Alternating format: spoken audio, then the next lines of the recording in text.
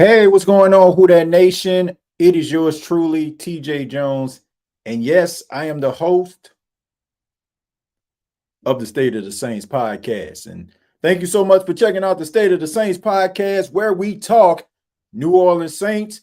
Hope everybody is being safe out there. Hope everybody is staying warm. And hope everybody had a great weekend. We now know who is going to represent the NFC and the AFC in the Super Bowl. Hope everybody enjoyed Conference Championship weekend. Had some very interesting games. Both games that were played, I mean, it really just came down to the end of the game. So shouts out to all four teams laying it all out there and trying to get themselves into the Super Bowl. But, of course, only two teams can make it. So congratulations to the New England Patriots and the Seattle Seahawks that will be playing in Super Bowl 60. But we will be talking about Conference Championship weekend, but in a different way, man. We're going to be talking a little bit about Denver Broncos head coach Sean Payton. Now, of course, if you watch the game or if you have been following sports, you know that the Denver Broncos lost at home in Denver to the New England Patriots 10-7 in the AFC Championship game.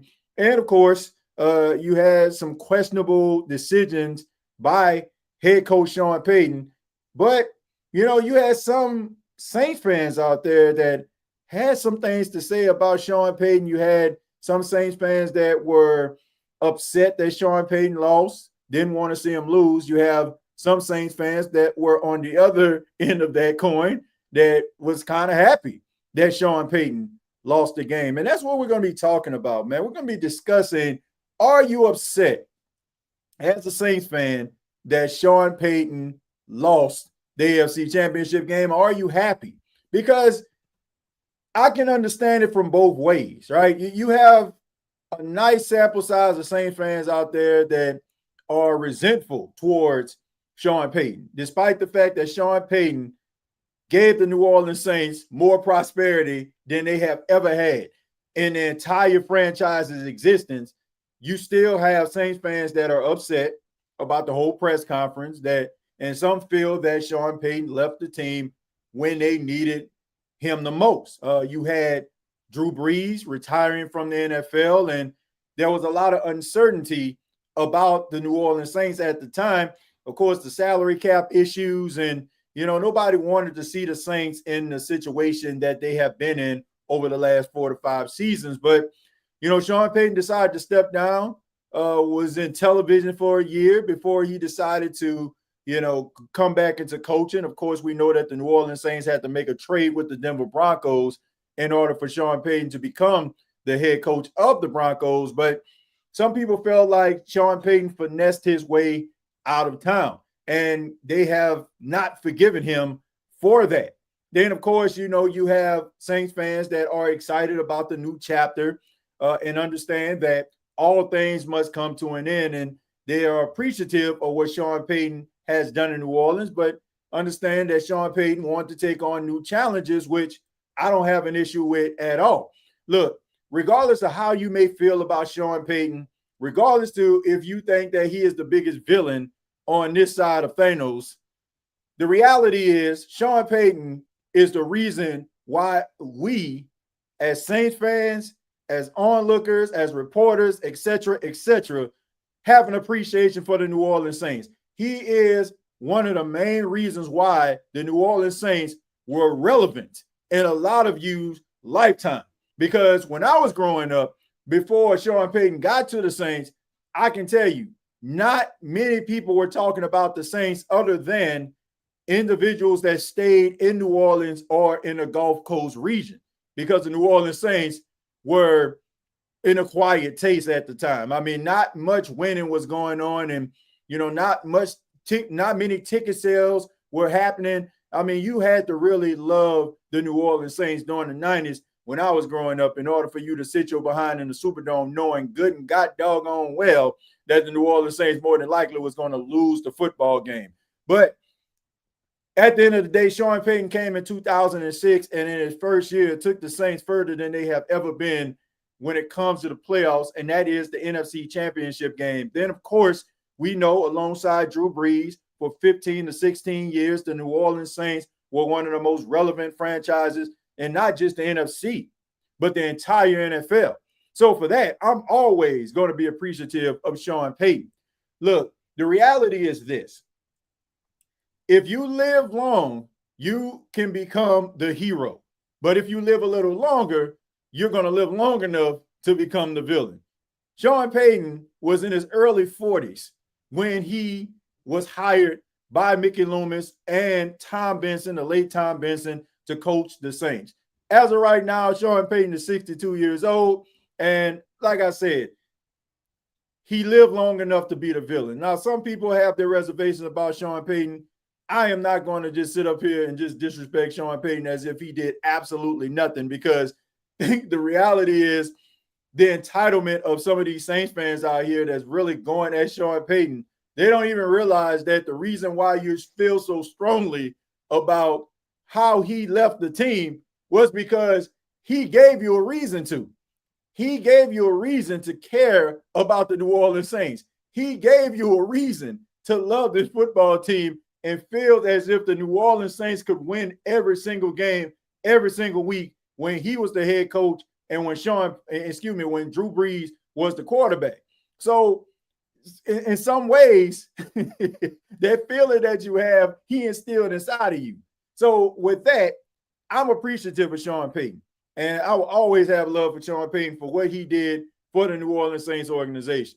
Now, with that being said, is there like a small, little micro bit of, do I feel a certain type of way about him losing? Look, if I was to take off my fandom, right? If I were just to take off my fandom and just be as, impartial as possible, nah, I don't care. But at the same time, like, it's like you don't want to see your ex doing better than you. You get what I'm saying? Like, you don't want to see them shining better than, like, brighter than you. Like, you don't want to see that, right? So a part of me is like, like, at least let the Saints get there first, and then all of a sudden, like, if Sean want to go back with Bo Nix, hey, it is what it is. But at the end of the day, Sean Payton is a really good coach. It was an unfortunate situation. You lose your starting quarterback in Bo Nix. He's out for the season. In comes Jarrett Stidham. And I mean, it was just a match made in hell, if you ask me. He was going up against a team that drafted him, offensive coordinator that understood his tendencies inside and out.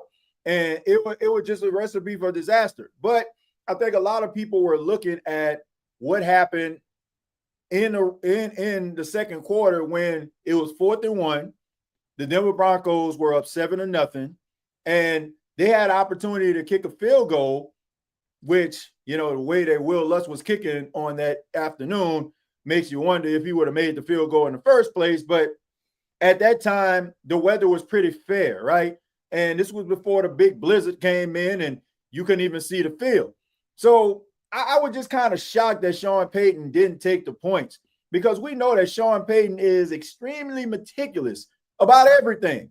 Like, we hear about all these stories about how he was so instrumental at the towels that would lay across the seats of fans, so the way they could actually look as they wave them in the air. Like, he is that meticulous. So that Sean Payton was looking at the weather report. That Sean Payton, was talking to the equipment manager about the right cleats during a snowstorm and this, that, and the third. So I was actually shocked. I think that his eyes got a little bit bigger than his belly in that case. And I just think that he should have took the points. And I don't understand what the heck is going on in modern day NFL today, where coaches just don't want to take the points. Like, if you're down there on the goal line, right, and you have an opportunity to go up by 2 scores, your defense looking like something, it seems like it's going to be a day where the defense is going to be able to attack and hunt this, that, and the third. Why are you out here trying to make things harder than what they have to be? I mean, I understand that you have a younger generation of coaches now. They're in their 30s. They're trying to relate to the players. Some of them are former players. and they grew up playing Madden where you don't punt, right? When you're going up against your homeboy, your homegirl, you don't punt in Madden, right? It can be 4th and 23. We going for it. We going all streaks, all fours, right? We just throwing streak routes straight down the field, and we going to throw that 50-50 ball up there. But when you are in a game, right, and every decision that you make could cost you, or, it can help you make the big game, you have to make sure that you're making the best decisions. And people love analytics, and I can understand, technology reigns supreme. And in many cases, technology does help when it comes to making decisions. But sometimes you just got to trust your gut and take the doggone points. Because if they would have took the points in the second quarter, the way that the game transpired, then we're talking about a 10-10 ball game going into the fourth quarter in inclement weather, and whoever gets down there to be able to drive the ball into the end zone ends up winning the game. The weather ended up costing the Denver Broncos in the end. But Sean Payton and his decision-making ended up costing them before the weather even got there, to a point where it was just so hard and unbearable to even play in those type of conditions. So, but at the end of the day, this is another loss in a championship game for Sean Payton. And some people are asking, is Sean Payton snake bit? I don't think so. It just happens that way sometimes, man. It's just unfortunate situations that happen. And it was just one of those days, man. But a really good season by the Denver Broncos. Have no animosity, and I don't feel like anybody should have any animosity towards Sean Payton. Sean Payton has done so many great things in the city of New Orleans and brought credibility to the franchise. A franchise that was snake bitten in his own right, and the Saints fans out there want that type of legitimacy that Sean Payton brought to the Saints. That's the whole reason why you want it, is because of what Sean Payton gave to this football team. But let me go ahead and read some of your comments here. Thank you for being here. Got 74 people as of right now, and we have more rolling in. This is a very interactive podcast. For those that don't know, my name is TJ Jones, host here of the State of the Saints podcast. Been doing this podcast since 2018, over 2,000 episodes here on the State of the Saints podcast channel and so many other streaming platforms. So I really do appreciate you for stopping by. Hit that like button if you love the show, if you're liking what you're hearing. Make sure that you hit the like button if you are a regular to the State of the Saints podcast. Help the channel to grow. I really appreciate that. But I'm going to go ahead and get started, read some of these comments here. Jared says, I'm glad Payton and Allen lost in 1 week. Well, like I said, man, a lot of people have some bitterness towards Sean Payton. I mean, I just don't, man. I don't. Look, I feel like Sean Payton made the best decision that was for him. And, Sean Payton couldn't do anything but become a villain in New Orleans. Like, he already gave everything that he had, to the city for the most part. Like, he gave the city wins. He gave the franchise legitimacy. Like, if he would have stayed long enough, then people would have been sitting up here, being upset and talking about, man, maybe we need to get a little younger. Like, you can stay too long sometimes, right? So everybody wants a lifer. Everybody wants one of those situations that Pittsburgh has been in, right? Since 1968, they only had like 3 coaches in their entire franchise's history: Chuck Noll, Bill Cowher, and Mike Tomlin. And now they're hiring Mike McCarthy. So you had 4 coaches, right, in a nearly 60-year span. That is insane. That is insane to have that type of prosperity at the head coaching position. But it doesn't work that way all the time. And like I said, I don't have an issue with Sean. Like, the only thing he could have done was coach to a point where people were just frustrated and, tired of being on the outside looking in. Kind of like a Sean McDermott situation. Like, yeah, you getting us to the meeting, but you can't close the deal. And that becomes frustrating over time. Like, you got the right pieces. It seemed like you're winning a bunch of games, and you get yourself all excited thinking that your team is going to get over the hump. And then lo and behold, it comes crashing down right in front of you and just makes you feel some type of way. It's very frustrating. So to me, the only thing Sean Payton could have done outside of maybe bringing some more championships and Lombardi trophies to New Orleans is stay long enough to be able to have a win countless division titles, but not win anything of any significance and just make people tired. Like, yeah, we winning, but we aren't reaching the ultimate goal, which is a Super Bowl. The big payback said TJ, I hope we draft Jeremiah Love. Yeah, we'll get into that in just a minute. We're going to talk a little bit about the Senior Bowl, and we'll talk about some draft prospects as well. We'll get into that just a little bit later. Says, that's right, TJ. They just weren't around back in the day when fans were just used to us only winning 4 or 5 games a season, man. Them days was rough. Yeah, some Saints fans, as of right now, they're experiencing that. And look, I get it. I ain't trying to big brother nobody. I just want to put this thing into perspective. Sometimes we don't even realize that, we are victims of our own success. Sometimes we become spoiled because of the benefits that we have. It's almost like a child, right? Like your parents probably grew up, in poverty-stricken conditions, right? They work themselves to a spot where they can make money and become successful in life, and then they have kids, and you can tell the kids about, when I was growing up, we was on Section 8, or when I grew up, we used to stand in line, for food stamps. We used to, get the EBT card. Like, they don't know what you're talking about, because they never really experienced that, right? So they have a different perspective. So I can understand why some Saints fans out there have the perspective that they have, because when some Saints fans out there that are older talk about the bad old days, so to speak, it's kind of like, your grandparents trying to tell you what's going on back in their day. Like, you can't really relate to that, but you can relate to the prosperity that the Saints had, and now you don't have that anymore, right? It's like going from, as Bobby Abel said, the penthouse to the outhouse, right? It's a situation that you in your lifetime haven't really been privy to. So, I get it. But at the end of the day, I have nothing but love for Sean Payton, man. I wish him all the success in the world. And, I want to see the Saints succeed too, because look, there's no, like, just like Sean Payton was able to go to Denver and turn them around in a 2.5-year span, why can't Kellen Moore do the same damn thing, right? I mean, it all started from an opportunity. Sean Payton, like, nobody really knew who he was, like, unless you were like really knee deep in a football game, but nobody really knew who Sean Payton was. Sean Payton wasn't a household name as like a Ben Johnson highly touted coach. Like, Sean Payton, like, people had to, go at the time, they even had Wikipedia, like, really had to do research on, like, who the heck this Sean Payton guy was.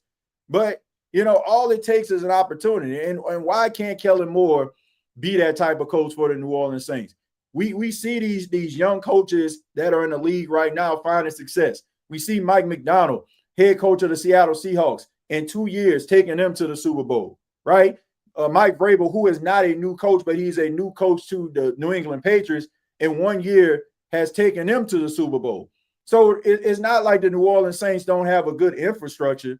Like, you have some questionable decisions from the front office, but it seems as if, there's a partnership that's going on between coach and organization as of right now. And if it can continue to be like that, the trust factor will continue to grow, and maybe the decisions will become better for the New Orleans Saints. Maybe the developmental process will be able to help and benefit the New Orleans Saints in the future. But look, we all miss 12, 13, 14 win seasons, but it started somewhere, right? I mean, we know about the 7-9, 8-8 seasons for the Saints.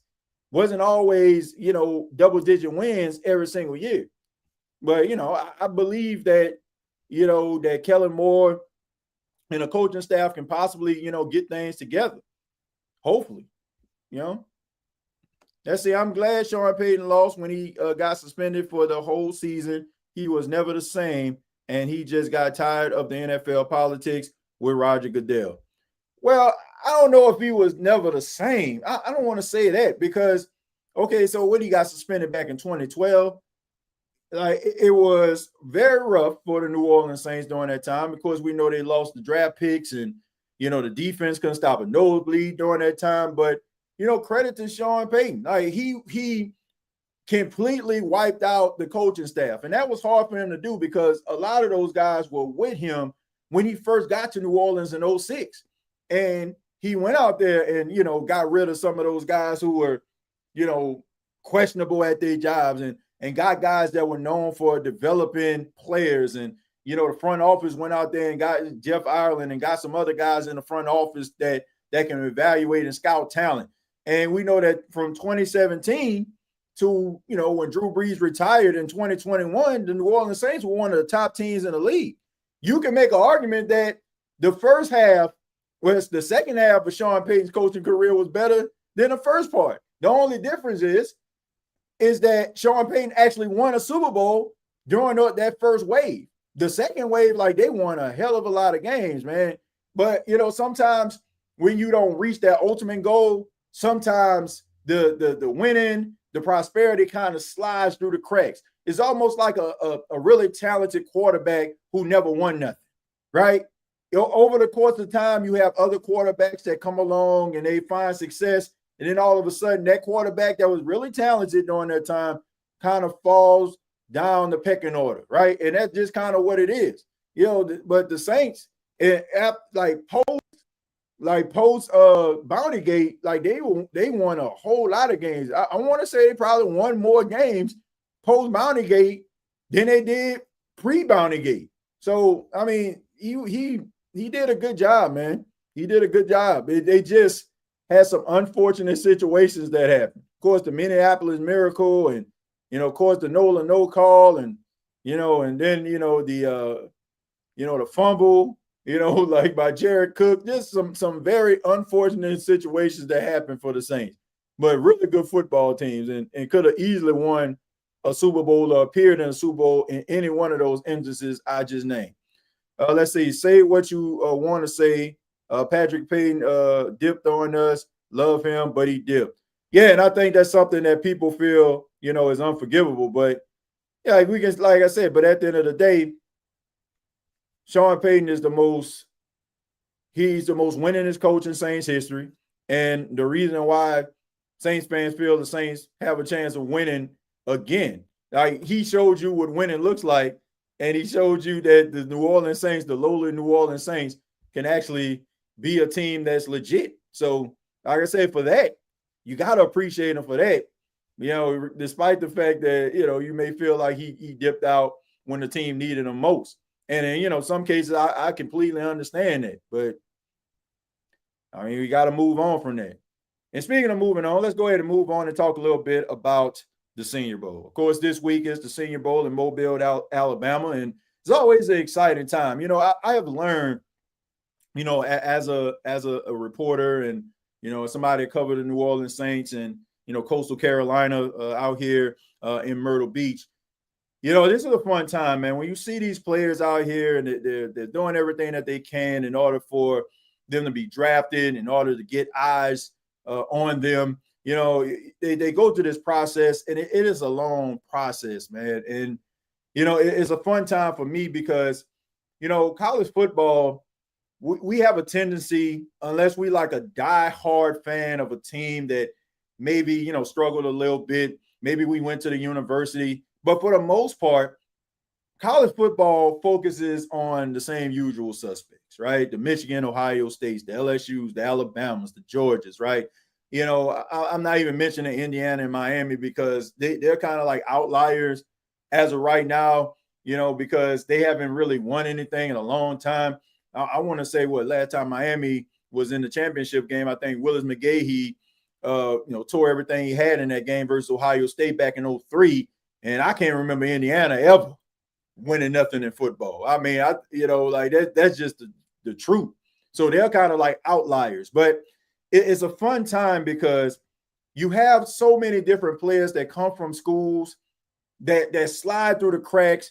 People don't really know that much about them, but they showcase some really good skills, and you see them start to climb up the draft board. You start to see whispers, and, as somebody that has been to the combine a few times, you see people just get all excited, and, you see how a guy can change his draft stock overnight. And the Senior Bowl can do that because we know that there are very talented players that come from the Senior Bowl. Like Tyler Shuck, everybody's excited about him.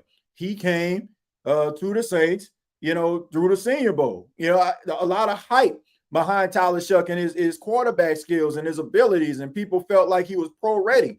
It came from him showcasing his skills at the Senior Bowl.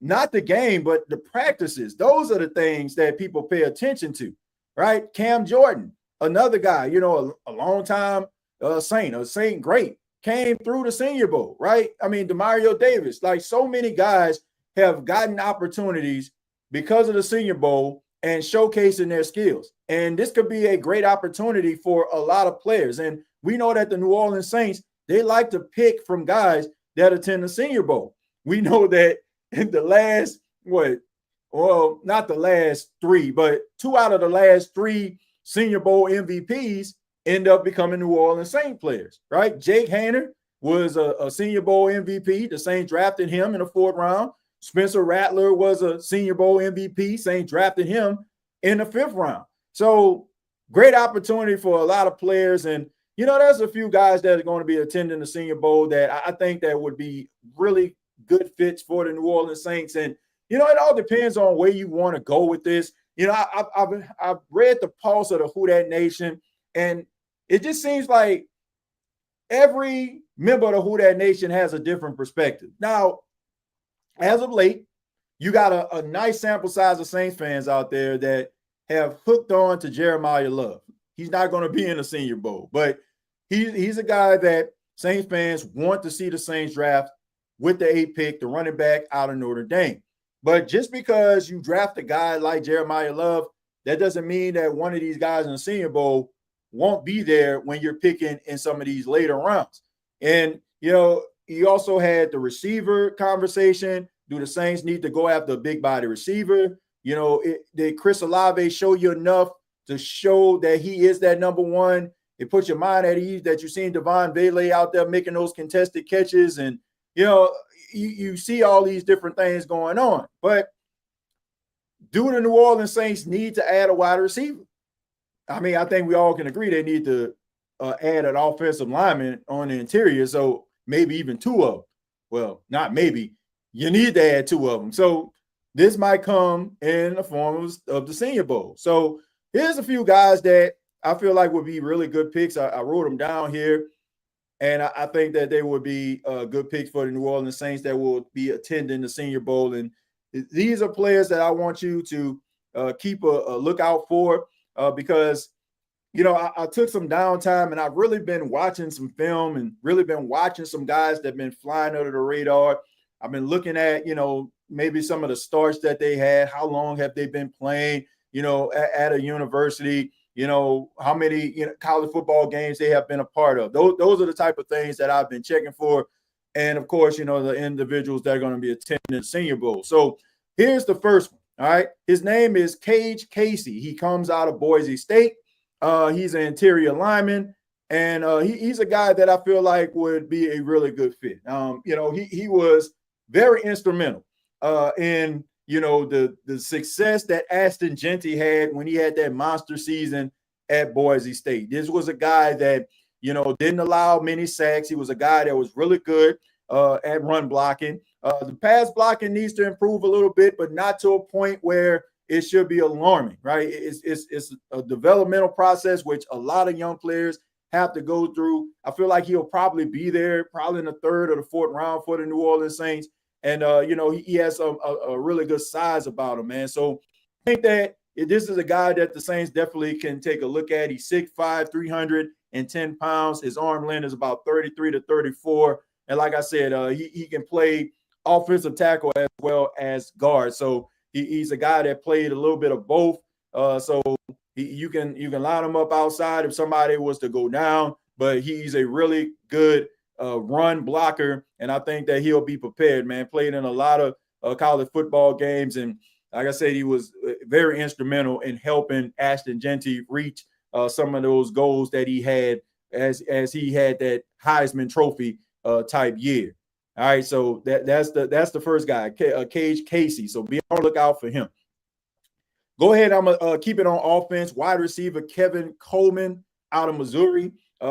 He's not a big body receiver, right? He's 5'11", 185 pounds, but I just think that the New Orleans Saints need a wide receiver that can get those yards after the catch, right? He can create separation and, he can get you that rack, right? It's something that I think that the New Orleans Saints need from their wide receivers. Too many, pass catchers, catch the ball, fall down on the ground, right? You need somebody that's going to be able to create that separation. You can line him up in the slot. He can get busy in the slot and, just separate himself from the defender. So I think that this would be a good fit for New Orleans Saints. And also, he's a guy that, that can, you can put out there in the return game. He can help you out in that regard as well. Like I said, they need that fast guy that can get that separation and get those yards after the catch. Deion Burks is another guy out of Oklahoma. He's 6 foot, 195 pounds, runs about a 4.4. He has like a 36-inch vertical leap. He's a speed guy. He has inside and outside flexibility. But this is something that I feel like Jalen Polk can actually add. But if the New Orleans Saints wanted to maybe add someone kind of similar to the skill set of a Jalen Polk, I think that Deion Burks can actually be one of those players. On the defensive side of the football, I'll just keep it right there. I want to see what you all are saying. And feel free, if you see somebody or have seen someone that you feel like would be a good fit for the Saints, feel free to put it in the comments. Or if you are watching this show when it's all said and done, feel free to put it down in the comments below. But in real time, for those that are watching this live, feel free to do so. Kellen Moore and the staff like guys who had a lot of reps or was captains at a big university. Look, you want guys that know what they're doing, right? You want number one, you want players that are coachable, right? Are they coachable? You want guys that have been through, a lot of football games. And, I don't understand why people are making it seem like that's a knock on a player, right? Like, oh, he played in a bunch of games. Like, that's great. That's great if they played in a lot of games. That means that they have had a lot of ups and downs. They probably went through the ebbs and flows of the season, and they have become better versions of themselves based on the reps and experience that they have gained through all of those football games. And I don't think it's a coincidence that you see a lot of the players that the Saints drafted, they were thrust into the lineup and they were able to find a groove as time went on because they had a lot of experience. They played in a lot of football games, and the moment wasn't too big for them. They got better every single week. You didn't see too many of the players making the same mistakes over and over again. It almost became uncharacteristic when they did. So going after some of these players that have played a lot of football might be beneficial. And it only pretty much reconfirms the whole entire theory when you watch the Indiana Hoosiers win a national championship when they probably, what was the average age, like 24, 25 years old? So that was a bunch of players that have played a lot of football in college. So, that's not a knock. I don't know how that became a knock. Guys playing a bunch of games in college.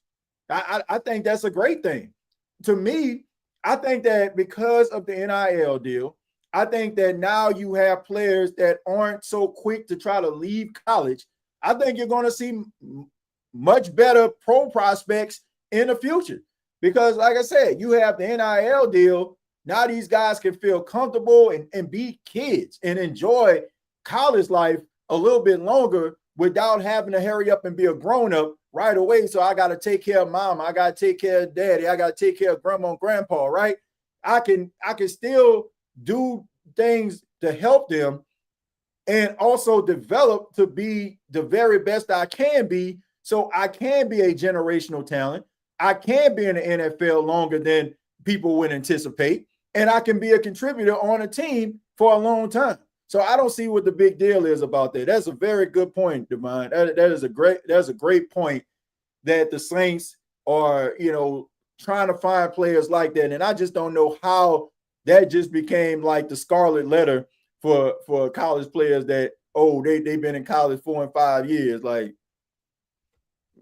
I don't think it's a coincidence that you're seeing players play a little better and guys who have come into the league, they've played a lot of college football. They come into the NFL and it seems like they're more ready than some of these guys that are 19, 20 years old that, oh, you're going to come out, you're going to be the number one overall, and they struggle. TJ, I like that kid, Dennis Sutton. I'm gonna have to take a look at him. I'm gonna take a look at him and try to see what I think about him. We had him. He's in Seattle now. We talking about Rashid Shaheed, man. I'm happy for Rashid Shaheed. And look, I look. This isn't a surprise to me that Rashid Shaheed has found the success he did in Seattle. I mean, Rashid Shaheed is doing what he has been doing in New Orleans. He's doing that in Seattle. And look, I still don't feel like the Saints lost in the trade because Rashid Shaheed was an undrafted guy coming out of Weber State, and the New Orleans Saints got a 4 and a 6 for him. To me, they won. I think both teams won. The Saints can add 2 players that can contribute to this team if they play their cards right. And Rashid Shaheed gets the opportunity to play in a freaking Super Bowl, and Seattle has a game changer. So it's win. It's win-win to me. I think that as crazy as this sounds, and if you don't want to agree, then fine. I think the New Orleans Saints got better as a team when they traded Rashid Shaheed, and it's not his fault. I just think that Rashid Shaheed was, a guy that the Saints used as the down the field threat. But I also feel like it kind of prohibit Chris Olave from really reaching in his bag. Because when Rashid Shaheed ended up getting traded, who was the down the field threat? Who did you see like really, getting down the field, getting behind defenders and start making plays and start going over 100 yards or flirting with 100 yards? Excuse me. It was Chris Olave. So to me, I feel like the offense got a little bit more explosive. Guys, rose to the occasion, took advantage of the opportunities.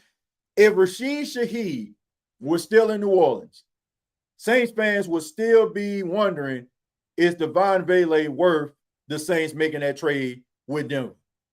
And when Rashid Shaheed left and Devon Vele came in, everybody started to see like, dang, man, well, maybe it wasn't a bad trade after all. And it also helped other guys be able to step up and make plays too. You start seeing Jawan Johnson start making more plays. Once again, Chris Olave, making plays. Yeah, you started to see guys that you weren't sure about. It made you feel more confident about those players. I don't even feel the same way about the wide receiver room for the New Orleans Saints as I did pre-Rashid Shaheed trade.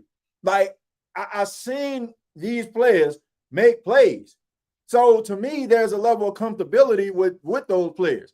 I don't feel like, all hope is lost. All they got is Chris Olave and nobody else, right? I'm interested to see what Trey Palmer can do with a Tyler Shuck. I'm interested to see what Jalen Poe can do with a Tyler Shuck. I think that those 2 wide receivers are extremely underrated, and I think that the chemistry that Jalen Poe and Tyler Shuck can have could be something that is extremely beneficial to the Saints offense. Seeing those guys hang out and fishing together and all that kind of stuff, they are creating a rapport. And I have a wait and see approach because I just think that a lot of questions were answered by a few of the wide receivers when Rashid Shaheed got traded. So to me, I think it was win-win. I like, you hate to see Rashid Shaheed go, and nothing Rashid Shaheed has done in a Seattle uniform I'm shocked about. I mean, the pass that he caught in the NFC Championship game to kind of, create a spark early in that game, I'm not surprised. Like, how many times have we seen him get behind a defender and race to the end zone, right, and win the race? How many times have we seen Rashid Shaheed return a punt or a kick return for a touchdown? We've seen that on countless occasions. It feels like, it's like somebody driving your car, right? You got this nice, fancy, car. You put all the bells and whistles in it and stuff like that, and then all of a sudden it's like, I think I'm gonna just get something else. You know, I'm gonna go ahead and try to trade this joint in. Then all of a sudden, like somebody just started riding around in a car that you had, and it's like, hey, man, you know, you start thinking about, you know, that was me in that car, right? You think about all of the alterations that you made. Like you think about all those things. But at the end of the day, man, I'm happy for Rashid Shaheed, happy that this man is out there winning, and I'm happy that he's in the Super Bowl. And I think that Saints fans should be happy about him. I haven't heard anybody say anything bad about Rashid Shaheed. I haven't heard anybody say anything negative about the young man. As a matter of fact, you know, I seen a lot of members of the media talk about how kind he was, and you know, and they're happy for him. So, man, I'm happy for Rashid Shaheed, and I think that both teams won that trade. TJ, if we're drafting 2 wide receivers potentially, what does that mean for Polk and Palmer? I think Palmer is a steal. Well, I don't think they're going to draft 2 wide receivers. Those are a few guys. I don't know if you when you came in, Keen Arthur, but the 2 wide receivers, you know, that I mentioned, Tim Keenan, not Tim Keenan, Deion Burks and Kevin Coleman Jr. Those are 2 guys that I feel like kind of fits that mold, right? But I don't think the Saints are going to draft 2 wide receivers. I just don't. We're going to stop right there, and I'm going to go ahead and focus on the defensive side of football. We know that things are going to kind of change. I know that the Saints were used to this stereotypical defensive lineman, 6'6", 6'7", long wingspan, right? You know, like, you know, a hybrid type guy, you know, super athletic, you know, that's what they were kind of used to. But, you know, in that 3-4 defense, like, you need guys that can be versatile, right? You need guys that's going to be able to move around. And then on top of that, you need that big nose tackle in the middle, right? You know, there's a guy on the Saints team that's going to be a free agent, Nate Shepard. You know, you got to wonder, are the Saints going to bring him back? I mean, I think he had a solid season, but if not, you know, you're wondering what Vernon Broughton can do in year 2. The Saints lost him early, but high expectations for Vernon Broughton. Can you bring somebody else in? And Tim Keenan, the third from Alabama, is a really good defensive lineman. He's 6'2", 320 pounds. He's really strong, man. Elite strength. You know, he can be that guy that can help the Saints out, you know, in that run support, be able to plug up the middle, you know, not allow these teams just to wreak havoc running up the middle on the New Orleans Saints. So that can be a guy that the New Orleans Saints could possibly look at, a big nose tackle type guy that just can be, you know, a force. And he's a guy that's super athletic for his size and has brute strength. So I think that would be a good fit. And we'll keep it in Alabama. And, you know, another guy that I feel like the Saints can look at is LT Overton. He's a 6'5", 280 pounds. You know, he's a guy that's pretty versatile, man. He's a guy that can help you when it comes to stopping a run. You know, to me, I think he can get a little bit better when it comes to rushing a passer, but he's, to me, going to be one of those guys that can be like a late round pick for the New Orleans Saints. Like I say, he's a rotational guy, and, you know, he's pretty versatile as well. For the linebacker position, I got Nnamdi Obazar. He comes from TCU. He's 6 feet, 240 pounds, runs about a 4.5, 4.6, and he's a guy that can be a sideline-to-sideline guy. You know, I like his motor. He plays with a lot of energy. He was a leader on that defense at TCU, and I just think that the New Orleans Saints can use a guy like this, man. He's more of like a hybrid guy. He can be a linebacker. He can be that guy. He can put his hand on the ground. He can rush the passer and get home. You know, he has that speed that can make things difficult for an offensive lineman and be able to get to the quarterback if need be, and also someone that can probably help out on special teams. And also a safety, will keep it at TCU. I like Bud Clark as well. Now, this is a guy that has a, you know, wide frame, big, long wingspans. He's 6'2", 195 pounds. And look, he's a versatile guy. He can play safety. He's not afraid to tackle. He's a thumper there. But you also can line him up in a nickel. And this is a big guy. Like I said, he's 6'2". He can make it difficult for some of those smaller, you know, wide receivers, you know, because of his size. And he can keep up with them, right? Because he has really good length.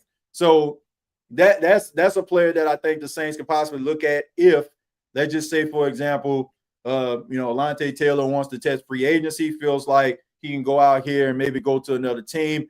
What do the New Orleans Saints do? You can draft a guy that can play in a nickel and be able to be versatile as well, kind of similar to the skill set of an Alontae Taylor. So those are a few players on defense I think the Saints can look at the Senior Bowl. Those are some players that I'm going to be on the lookout for and seeing how they are faring at the Senior Bowl. But I just think that, the New Orleans Saints, if you are, wondering what you're going to do on the defensive line, or you're going to keep some guys, or you're going to allow some guys to test free agency, as well as, the status of Alontae Taylor, maybe you want to draft somebody, that's, kind of a hybrid guy, somebody that can be versatile, just like Alontae Taylor was, right? And if you can find somebody like that, if you can find a guy like Bud Clark that can come in and, be versatile for you on a rookie deal, that is a plus.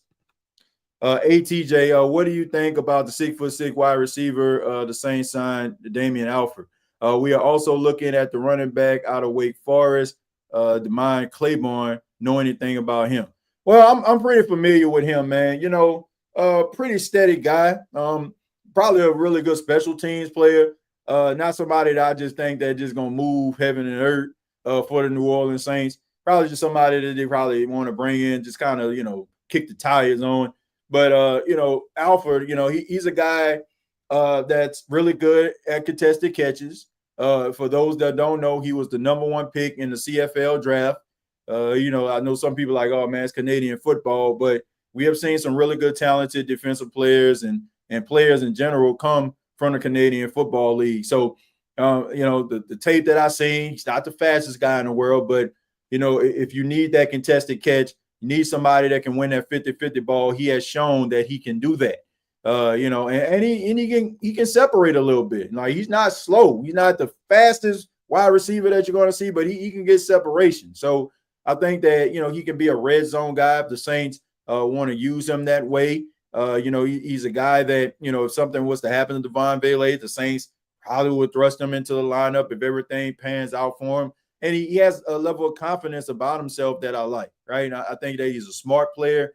He's a guy that, he needs some work, of course, but I think that being that 50-50 ball contested catch wide receiver that the Saints need, he can be that if he develops the right way.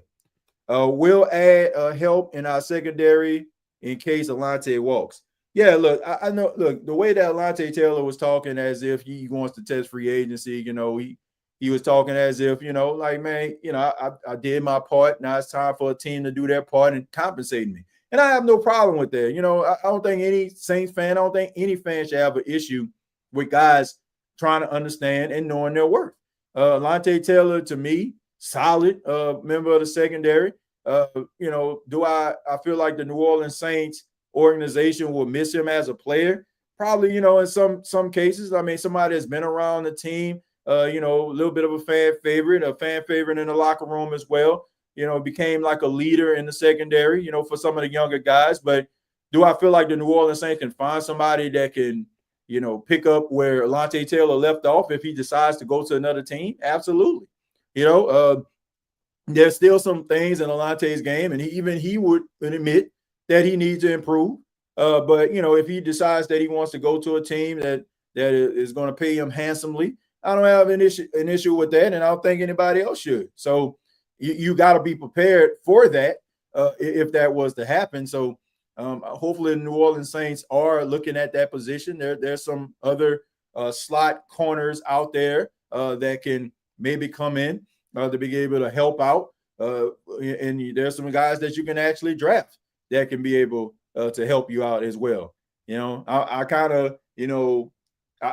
of became a fan of Pines out of Indiana, man. That guy got a little bit of some honey badgers, some Tyrann Mathieu in him, man. He's a short guy, not the tallest cornerback, that we ever seen. I think he's about 5'8" or 5'9", but he has some dog in him, man. And maybe, you put him in a nickel going up against some of them slot guys, he can make a name for himself. I know people start talking about size, but look, the way that this guy plays, like, you wouldn't even think that he's 5'8" or 5'9". So that's somebody maybe teams may shy away from due to his size. Teams seem to shy away from certain cornerbacks with certain measurables, but if New Orleans Saints want to take a flyer on a guy, and he's a player that kind of fits that mold for the New Orleans Saints, somebody that's a leader, somebody that shows heart, somebody that played in a lot of college football games. That might be someone that they pay attention to. Got to get one or two DBs, maybe one in the draft and another as an undrafted free agent. Well, you can never have too many DBs, man. It's a tough position to play. And, they take a lot of bumps, right? They take a lot of bumps. They take a lot of bruises. So as many as you can possibly have in your wheelhouse, the better. I'm going to take a few more, and then we're going to go ahead and get up out of here. I'm going to stroll up a little bit because I know I missed a few people. Says, I said Rashid was a one-trick pony, and we got draft capital for him, and I was criticized for it. If you look at the receiving yards after the trade, he didn't go over 100 yards because he didn't have to. He didn't have to, DJ. That just wasn't his wheelhouse. Rashid Shaheed is a complimentary guy. All right. I mean, he's not a number one receiver. And, in cases, sometimes he looked like he was the number one receiver, but he's not that. I mean, and Seattle has a number one receiver. They got a number two receiver. So Rashid Shaheed can basically do, what he's been doing. And not to mention, there's a guy who I'm very high on in Seattle, and Saints fans seeing him, Torrey Horton. He came out of Colorado State. He got hurt during the season, and they lost him for the year. But he's a guy that I feel like could be that number two guy. Like Cooper Kupp, I don't know what's going to happen with him. I don't know the status of Cooper Kupp. I know he's not the same Cooper Kupp we seen when he was with the Rams. Maybe this could be his swan song, right? Like ride off into the sunset if Seattle can end up winning the Super Bowl. And that's the opportunity for Torrey Horton to step up. But look, you need players like Rashid Shaheed. Like Rashid Shaheed is the modern day Devin Hester. And look, that may be blasphemous to some people, but that guy is explosive. He is a game changer. Excuse me. He's a guy that can change the game. And, like when you have guys like that, I mean, you're going to pay him. So, I mean, like Devin Hester wasn't a great wide receiver. When he was at Miami, he was a beast. But in the NFL, like Devin Hester wasn't no really good wide receiver. Devin Hester was a great special teams player. He's in the Hall of Fame right now because of what he did on special teams. So to say that, that as a knock, that's not a knock on Rashid Shaheed. If Rashid Shaheed can carve out a lane for himself and return kicks throughout his entire career, guess what? People are going to pay him. Because if you have a guy that can flip the field, if you have a guy that can create momentum, like there's a few games that Seattle wouldn't have won if it wasn't for Rashid Shaheed. As a matter of fact, they wouldn't even got the number one seed. Because if you saw the game on Thursday night, the game Seattle versus the Rams were winning that game by 2 touchdowns in Seattle. And then all of a sudden you had Rashid Shaheed return a punt, and that was the momentum swing. We seen a couple weeks ago Rashid Shaheed open the game. Well, we didn't see because most of us were still watching the Buffalo game. But we seen highlights of Rashid Shaheed returning a kick for a touchdown on an opening kickoff. The guy is electric. And, you can carve out a lane for yourself. So, there's not a knock on Rashid Shaheed. Like, they already got a number one guy. They got a number two guy. He can be that number three guy. If he can stretch the field, get behind the defense, like, I'll give you a couple plays.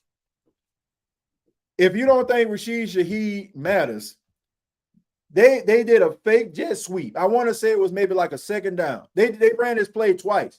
They did a jet sweep.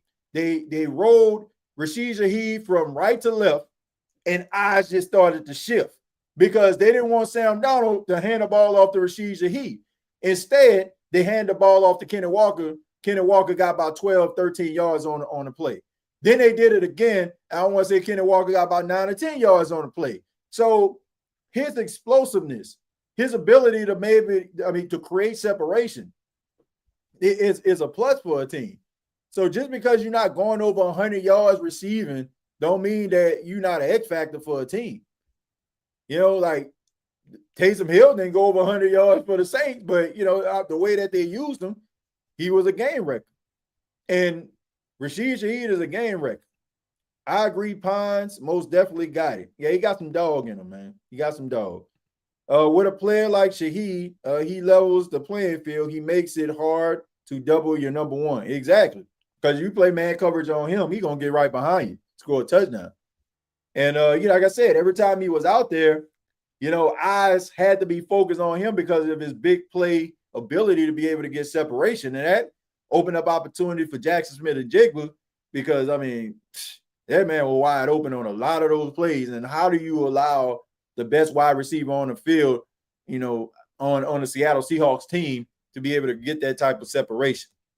But I want to say thank you all for checking out this episode of the State of the Saints podcast. Hopefully you enjoyed it. Previous episodes, they are available on Apple Podcasts, Spotify, iHeartRadio, Anchor FM. Follow me on X at TJAYJones8, and we'll be back at it, giving you information pertaining to the Senior Bowl. We'll keep our eye on some of the players that are going to be taking part in the Senior Bowl, who had a good day, who needs some work. We're going to get you all covered right here on the State of the Saints podcast. Till next time, all I got to say is,